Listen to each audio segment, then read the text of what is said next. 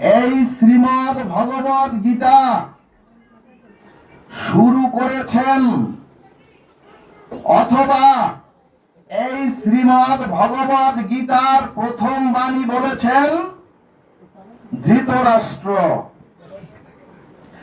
ধর্মক্ষেত্রে কুরুক্ষেত্রে সমবেতা যুযুৎসব মামকা পাণ্ডবার্চৈব Kim অকুর্বত Sanjay.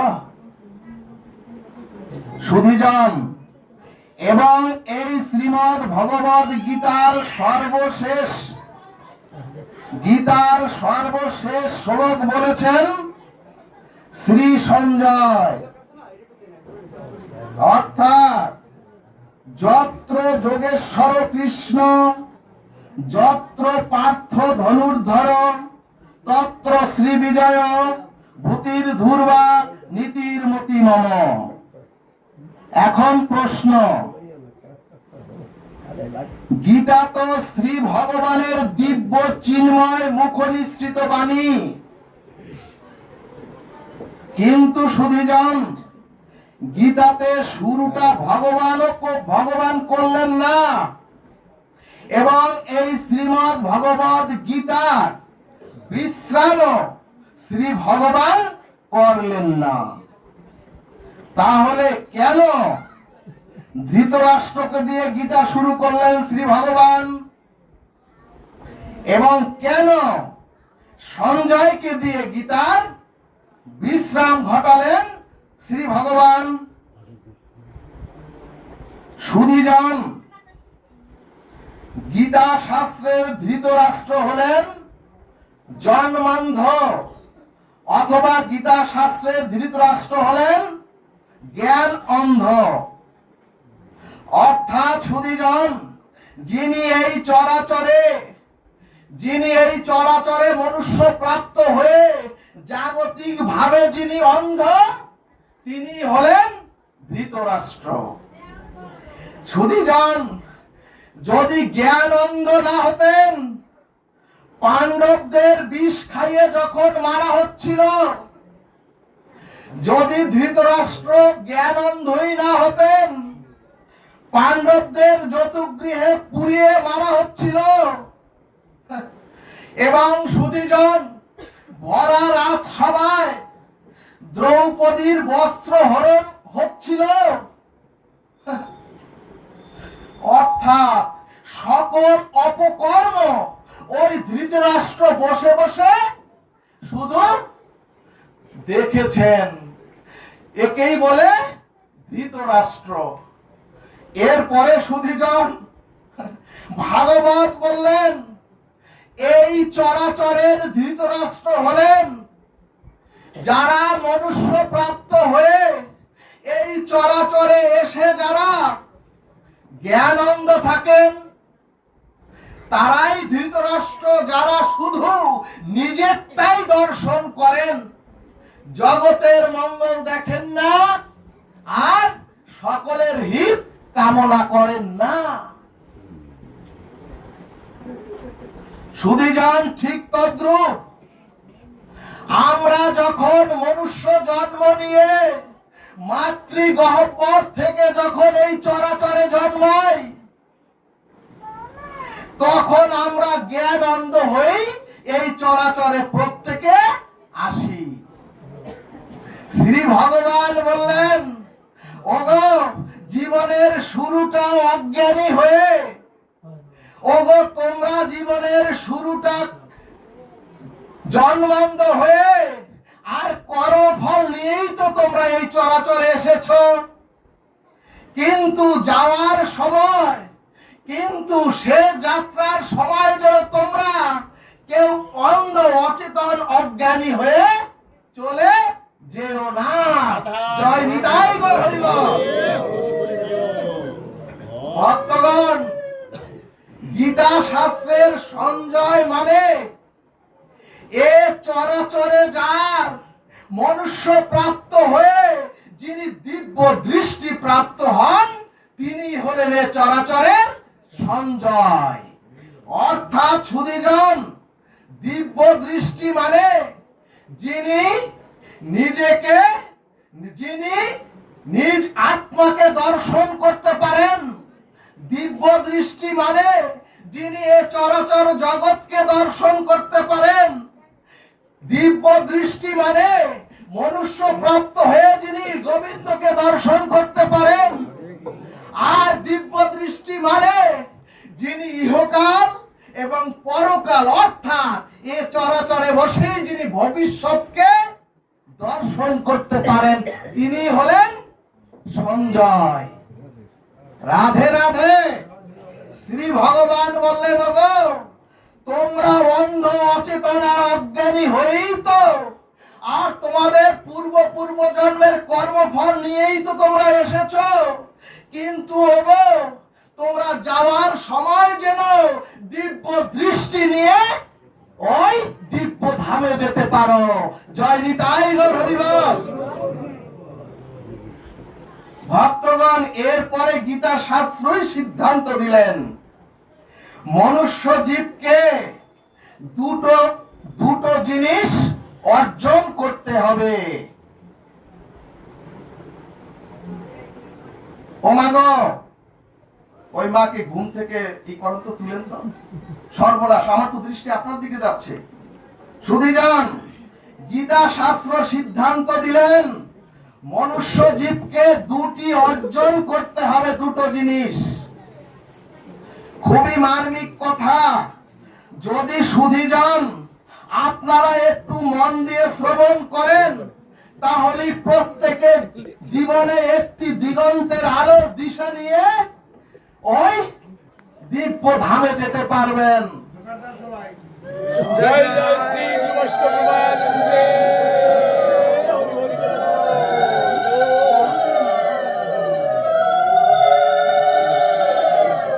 সুধীজন, তাহলে ভগবানের সিদ্ধান্ত হলো দুটি। প্রথমটি হলো অহংকার ত্যাগ করতে হবে, আর দ্বিতীয় সিদ্ধান্ত হলো সংযম আসতে হবে। এখানে গোপী শাস্ত্র বললেন, অক্ষ ফলং তাদিশহি, অর্থাৎ সুধীজন চোখ সফল হয় ভগবানকে আর এই ভক্তকে দর্শন করলে।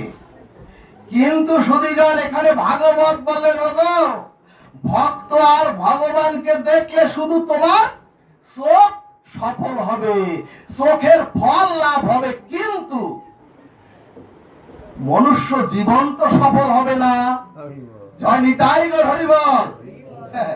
ভাগবত বললেন, ওগো ভগবানকে দেখলেই যদি জীবন সফল হতো, তাহলে ওই দুর্যোধন তো ভগবানকে নিজে কাছে বসে চাক্ষুষ বহুবার দেখেছেন।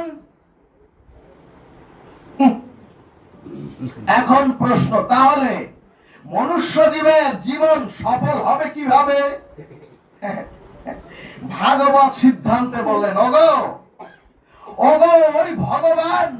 ওই ভগবান যেদিন আমার দিকে আপনাদের দিকে দৃষ্টি দিবে, সেদিনই মনুষ্য জীবন সার্থক হবে, সফল হবে।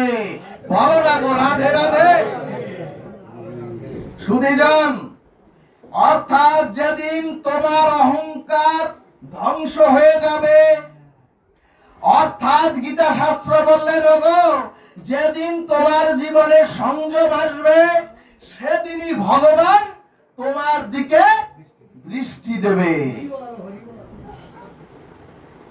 যেমন সমাজে যদি কেউ কিছু মনে করবেন না, ভাগবত দৃষ্টান্ত বললেন টিকায়, সমাজে যদি কোনো প্রতিবন্ধী থাকে, দেখবেন ওই প্রতিবন্ধী অপরের সাহায্য বিনে চলতে পারে না। ভাগবত বললেন অহংকারের প্রকাশ সম্ভব নয়। অহংকারের প্রকাশ কোন লেখনের মাধ্যমে বা কোন সংজ্ঞার মাধ্যমে প্রকাশ সম্ভব নয়। কারণ ওই অহংকার হচ্ছে খোরা। অর্থাৎ সুধীজন, অহংকার নিজ শক্তিতে প্রকাশ হতে পারে না। অর্থাৎ সুধীজন, অহংকার অন্যকে আশ্রয় করে নিজে প্রকাশিত হয়। যেমন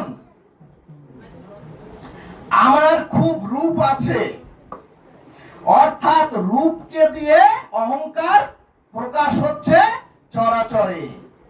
আবার ভাগবত বললেন, এরপরে যদি বলি আমি খুব পণ্ডিত, অর্থাৎ পাণ্ডিত্যকে অবলম্বন করে অহংকার প্রকাশ হচ্ছে চরাচরে। এরপরে যদি বলি আমি খুব ধনী, সুধীজন, অর্থাৎ ধনের অভিমানকে সাকার করে অহংকার প্রকাশিত হচ্ছে। এক কথায় অহংকার একা দাঁড়াতে পারে না। অহংকার অন্যকে অবলম্বন করে নিজে প্রতিষ্ঠিত হয়, প্রকাশিত হয় এই চরাচরে। কিরকম? আমি ধনী, আমি জ্ঞানী, আমি পণ্ডিত, আমি বক্তা, আমি পাঠক। সুধীজন, এ জগতে রূপ বলেন, এ জগতে ধন বলেন, এ জগতে বিদ্যা বলেন, এগুলি আপনার আমার কারো সৃষ্টি নয়। অর্থাৎ কোন বস্তুই যেহেতু আমার নয়, তাহলে তাকে নিয়ে কেন আমরা অহংকার করব?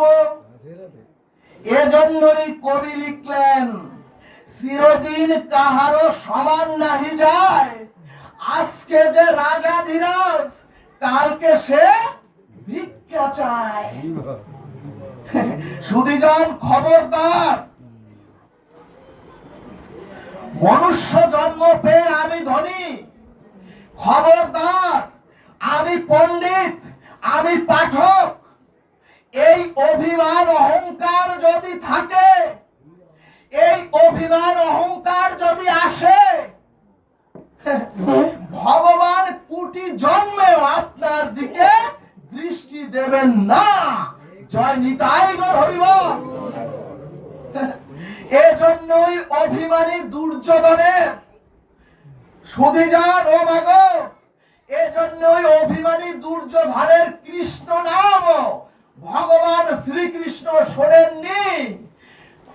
যখন অভিমানী দুর্যোধন কৃষ্ণ নাম করত, তখন ভগবান শ্রীকৃষ্ণ কানে আঙ্গুল দিয়ে রাখতেন। অর্থাৎ সুধীজন, যখন অভিমানী অহংকারী দুর্যোধন ভগবান শ্রীকৃষ্ণকে নিজের দিকে, নিজের কোলে আনার জন্য অং কৃষ্ণায় নমঃ, অং বাসুদেবায় নমঃ বলে পুষ্প ছুঁড়ে দিতেন গোবিন্দের চরণে, তখন গোবিন্দ বললেন, ওরে অভিমানী দুর্যোধন, তোমার ওই কৃষ্ণ নামেও আমি বসি না, আর তোমার ওই ফুল তুলসীতেও আমি বসি না। তখন কৃষ্ণ আঙ্গুল দিয়ে বললেন, ওরে ওরে, ওতে তো অহংকারের কাঁটা বিদ্যমান, ওই কৃষ্ণ নামে ওই ফুল তুলসীতে অহংকারের কাঁটা বিদ্যমান, আমি ওখানে বসি না। ওই অহংকারের কৃষ্ণ নামে আমাকে পাওয়া যাবে না। সুধীজন, এরপরে আরো প্রসিদ্ধ কথা হলো, দুর্যোধনের 56 ব্যঞ্জনকে ভগবান শ্রীকৃষ্ণ দেখে একেবারে উচ্চ স্বরে বললেন, ওরে দুর্যোধন, আমার কোনো ক্ষুধা নাই। অথচ সুধীজন, সেই ভগবান শ্রীকৃষ্ণ বিদুরের তালপাতার ছাওয়ার গৃহে গিয়ে খাদ্য গ্রহণ করলেন, কলার খোসা খেলেন, আবার ওই গৃহে, তালপাতার গৃহে ভগবান শ্রীকৃষ্ণ রাত্রি যাপন করলেন। জয় নিতাই গৌর হরি বল। এছাড়া সুধীজন, আমার থেকে অন্যজন সুখে আছে বলে, আমার থেকে অন্যজন সুখে আছে বলে কি আমার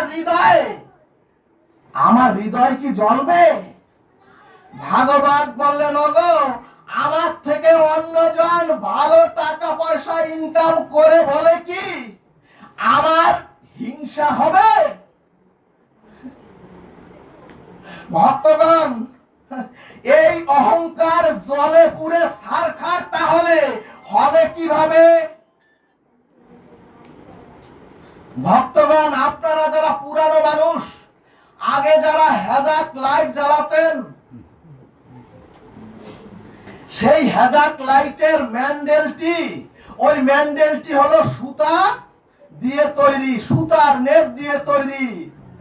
আপনারা দেখেছেন সেই ম্যান্ডেলটিকে আগুন জ্বেলে যতক্ষণ ওই ম্যান্ডেলটি জ্বলে পুড়ে ছারখার না হয়ে যেত, ততক্ষণে ওই ম্যান্ডেলটির থেকে আলো প্রস্ফুটিত হতো না, আলোর বিকিরণ ছড়াতো না। সুধীজন, ম্যান্ডেল থেকে আলোর জ্যোতি বের হতো না। ভাগবত সিদ্ধান্তে বললেন, ওগো অহংকার, যখন তোমাদের জ্ঞান, তোমাদের ভক্তি আর দৈন্যের দ্বারা পুরে ছারখার হবে, তখনই আপনার দিকে ভগবানের দৃষ্টি অর্পণ হবে। জয় নিতাই গৌর হরিবল। ভক্তগণ, আমরা শীতে 10টা কম্বল দান করলেও সেই দানের ছবি আমরা পেপারে প্রকাশ করি। ভাগবত বললেন, শাস্ত্র এটাকে বললেন অহংকারের প্রকাশ মাত্র, এটাকে দান বলে না। এরপরে গীতা শাস্ত্রে ভগবানের দ্বিতীয় সিদ্ধান্ত হলো সংযম। সুধীজন, দুটি জিনিসে সংযম না এলে, ওগো ভাগবত বলছে সিদ্ধান্তে, যদি দুটি জিনিসে তোমাদের সংযম না আসে, তাহলে এরকম হাজার লক্ষ বার ভাগবত শ্রবণ করলে তোমাদের বিবেক জাগৃত হবে না। ভাগবত প্রথম বললেন চোখ, আর দ্বিতীয় বললেন জিহ্বা। এবং সুধীজন, বর্তমান কলিযুগে সব নষ্ট হচ্ছে দুটি রিপুর তাড়নায়। একটি হচ্ছে যৌন, আর দ্বিতীয়টি হচ্ছে খাদ্য। কি বললেন ভাগবত? ভাগবত বললেন, ওগো কলির জীব কিভাবে শুধু ভালো মন্দ খাবে, আর কলির জীব কিভাবে শুধু ভোগ করবে। সুধীজন, কষ্ট পাবেন না।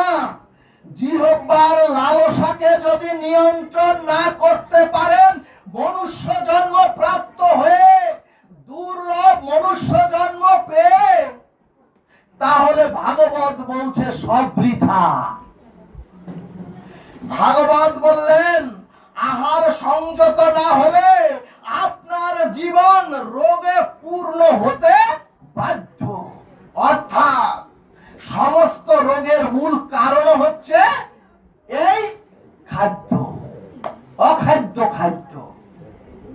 সুধীজন, প্রেমাবতার মহাপ্রভু সিদ্ধান্তে বললেন, জিহ্বার লালসে যে ইতি উতি ধায়, শিষ্ণদার পরায়ণ কৃষ্ণ নাহি পায়।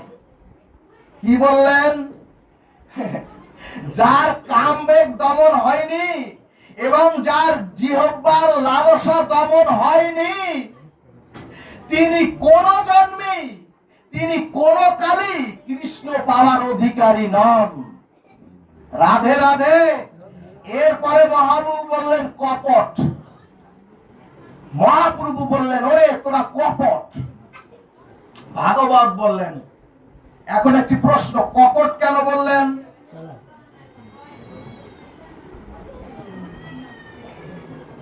এখন প্রশ্ন, কপট কেমন?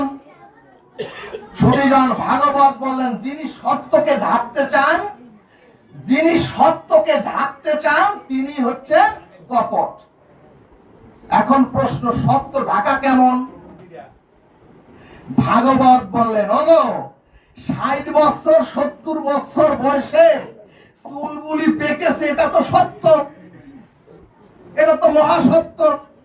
তাহলে কালি দিয়ে সত্যকে ঢেকে কেন দিলেন? তার মানে আপনি আমি সত্যকে স্বীকার করতে এখনো শিখিনি। গৌর ভক্তবৃন্দ, এরপরে ভাগবত বললেন, ওগো আমরা যে পূজা পার্বণের মাধ্যমে পুণ্যাদি অর্জন করি আর স্খলিত কর্মের মাধ্যমে যে পাপ অর্জন করি, এই পাপ আর পুণ্য দুইটাই ক্ষয়িষ্ণু অর্থাৎ ক্ষয়শীল। অর্থাৎ শুধু যান বাবা, কথা বলেন না। অর্থাৎ শুধু যান রোগ শোক দুঃখ যন্ত্রণা আর নিদারুণ কর্ম ফলের দ্বারা, সুধীজন রোগ শোক দুঃখ যন্ত্রণা আর নিদারুণ কর্ম ফলের প্রায়শ্চিত্তের দ্বারা আমরা যে পাপ করি, সেই পাপ স্খলন মানে ক্ষয় হয়ে যায়। অন্যদিকে আমরা দান ধ্যান পূজা, আমরা যে পুণ্যাদি ক্রিয়া করি, এই পুণ্যাদি ক্রিয়ার দ্বারা আমাদের পুণ্য হয়।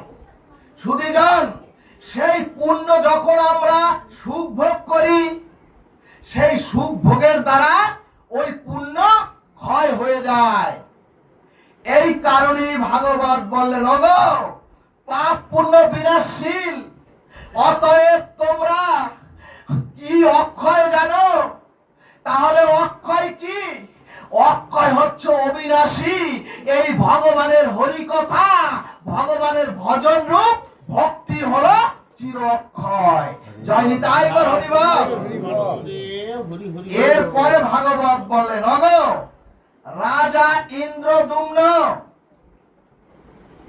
গজেন্দ্র উপাখ্যানে রাজা ইন্দ্রদুম্ন গুরুদেব অগস্ত্য ঋষির চরণে সমর্পিত হয়ে রাধা মাধবের ভজনে নিরন্তর রত ছিলেন। কিন্তু সুধীজন, কালক্রমে একদিন শ্রী গুরুদেব অগস্ত্য ঋষি তার শিষ্য রাজা ইন্দ্রদম্নের ভজন স্থলে এসে উপস্থিত হলেন। কিন্তু সুধীজন, রাজা ইন্দ্রদম্ন মহৎ শ্রী গুরুদেবকে দেখে সম্মুখে রাজা ইন্দ্রদম্ন গুরুদেবকে প্রতি জানালেন না। এমনকি রাজা ইন্দ্রদম্ন ভজন স্থল থেকে উঠে দাঁড়িয়ে গুরুদেবকে সম্মান করলেন না। এখানে মহাজন সিদ্ধান্তে বললেন,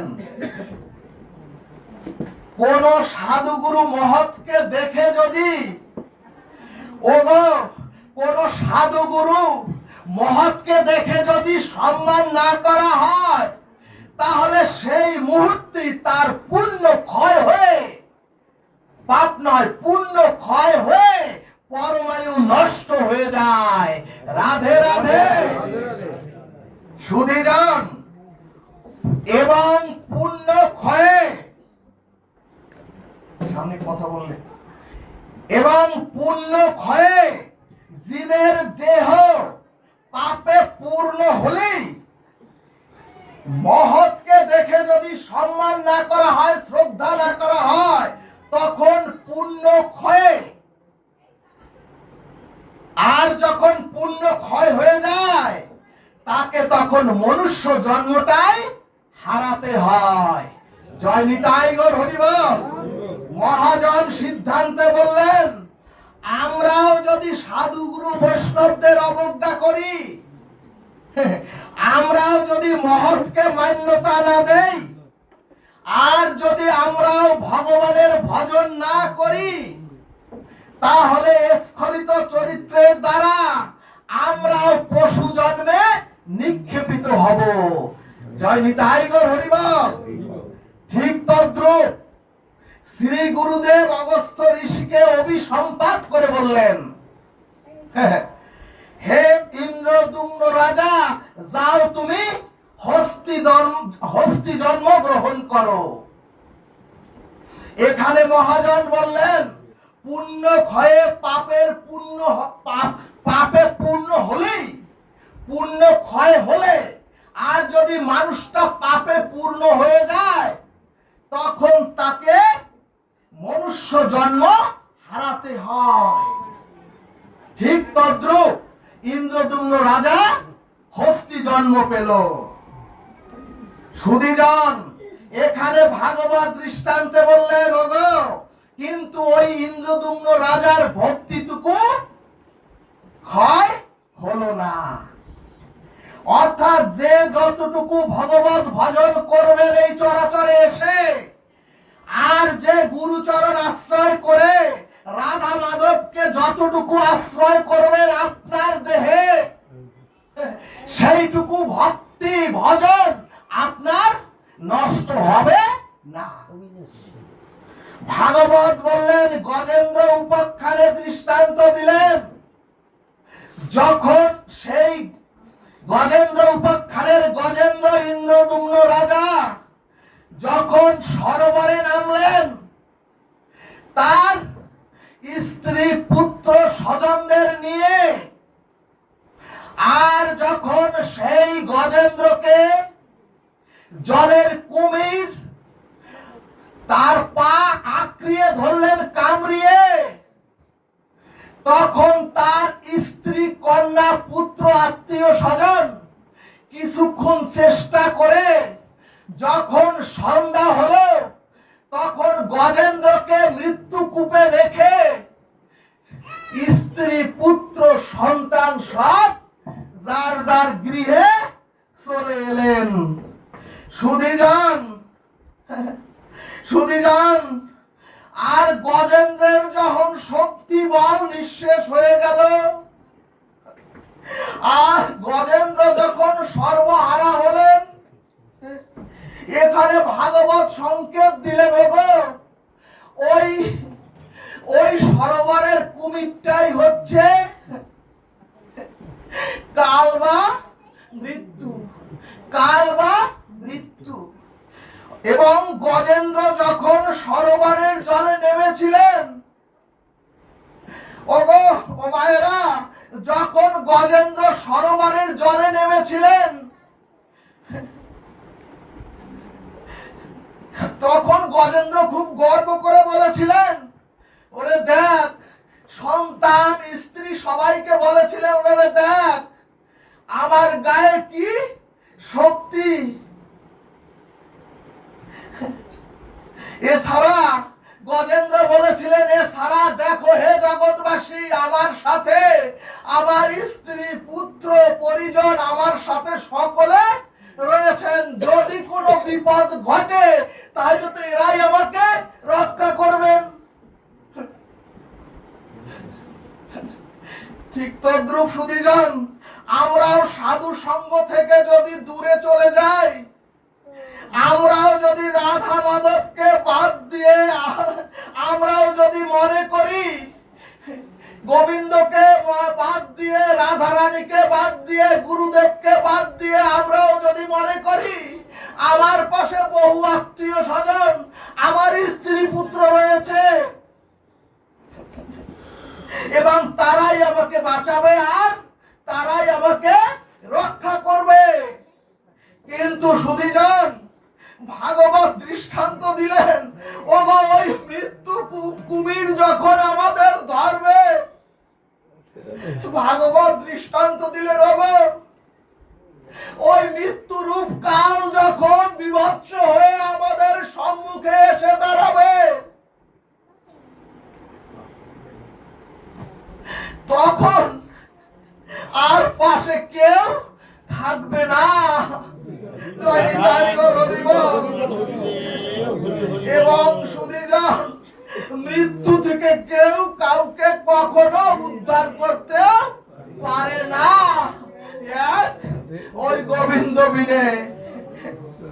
তখন গজেন্দ্র একেবারে যখন শেষ সময়, যখন গজেন্দ্র একেবারে আয়ু, একেবারে শেষ মুহূর্তে, ওই যে ভক্তিটুকু ছিল পূর্ব জন্মে,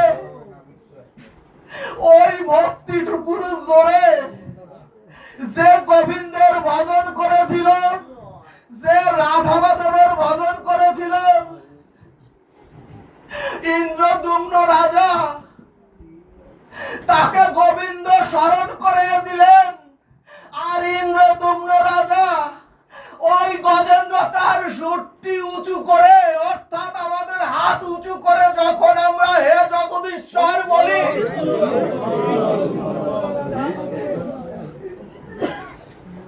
যখন আমরাও হা কৃষ্ণ বলে, হা গৌর বলে, আমরাও যখন চোখের জল ছেড়ে দিয়ে যখন গোবিন্দকে ভজনা করি, গোবিন্দের যখন স্তুতি করি, চোখের জলে সুধীজন ভক্তের স্নিগ্ধ মধুর স্তুতিতে ভগবান ওই সন্তুষ্ট হয়ে সেই নারায়ণ বৈকুণ্ঠ ছেড়ে তার রথ নিয়ে একেবারে ঝাঁপ দিয়ে সরোবর থেকে গজেন্দ্রকে উদ্ধার করে মৃত্যু থেকে গজেন্দ্রকে উদ্ধার করে ওই গোবিন্দের দিব্য রথে চাপিয়ে চড়িয়ে ভক্তকে বৈকুণ্ঠ ধামে রাধা মাধবের পার্শ্বদ দেহ দান করলেন। ভক্তকে ভগবান রাধা কৃষ্ণ পৃথিবীর মানবে হরি হরি ভগবান।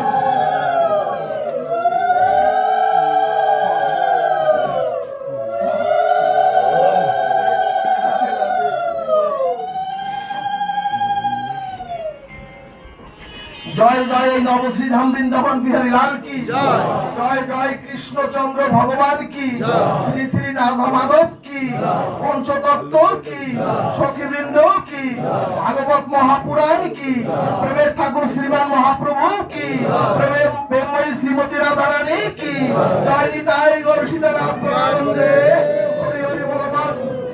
গঙ্গা গীতা সাবিত্রী সীতা সত্তা পতিব্রতা ব্রহ্মাবলী ব্রহ্মবিদ্যা ত্রিসন্ধ্যা মুক্তি গেহিনী অর্ধমাত্রা চিদানন্দা ভবগ্নি ভ্রান্তি নাশিনী বেদত্রয়ী পরনন্দা তত্ত্বার্থ জ্ঞান মঞ্জুরি ইত্যাত্তানি জপনিত্য নর নিশ্চল মানুষা জ্ঞান সিদ্ধি লবনিত্য তথান্তি পরমং পদম। সকলে সমর্পিত হয়ে বলুন হরে কৃষ্ণ কৃষ্ণ কৃষ্ণ হরে হরে, হরে রাম রাম রাম হরে হরে। ওম শান্তি ওম শান্তি ওম শান্তি। মায়ের একটু ধ্বনি দিন। জয় জয় শ্রী